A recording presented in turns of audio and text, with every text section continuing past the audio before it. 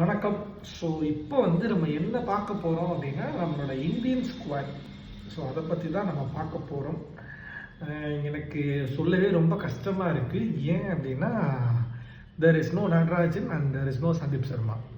நீங்கள் தப்பாக எடுத்துக்காதீங்க செலக்டர்ஸ். நீங்கள் எந்த பேசிஸில் நீங்கள் அவங்கள செலக்ட் பண்ணியிருக்கீங்கன்னு எனக்கு தெரியல. முக்கியமாக இந்த முகமது சிராஜ்னு ஒருத்தர் இருக்காப்புல. அவர் நீங்கள் எந்த பேசிஸில் நீங்கள் செலக்ட் பண்ணியிருக்கீங்கன்னு சொல்லுங்கள், நான் ஒத்துக்கிறேன்.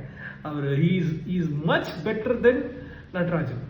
நீங்கள் அந்த ஒரு சின்ன ஒரே ஒரு வேலிட் பாயிண்ட், நடராஜனை விட சிராஜ் பெட்டர் பவுலர்னு நீங்கள் சொல்லுங்கள். இன்னொன்று, சந்தீப் சர்மா அவர் பாலில் லைக் என்ன சொல்கிறது, is most under rate person. Actually எனக்கு ரொம்ப மனசு கஷ்டமாக இருக்குது.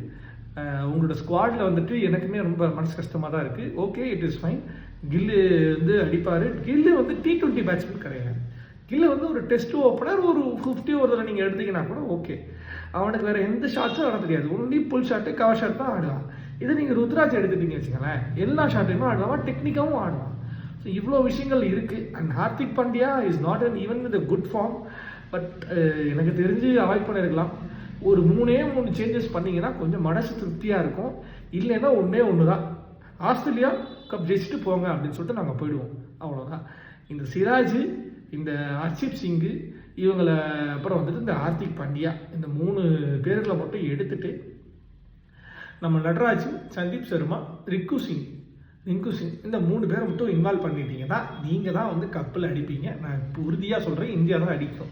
இல்லைன்னா இந்த இந்தியன் ஃபேனோட ஒரு சாபம் சும்மா வராது. நான் பெரிய கோவத்தில் இருக்கேன். நடராஜனை நீங்கள் எடுக்கல. இது ப்ரைம் ஃபார்ம். யார் ஃபார்மில் இருக்காங்களோ அவங்கள எடுக்கவே மாட்டேங்கிறாங்க. அது எனக்கு ரொம்ப எனக்கு பாரமாக இருக்குது.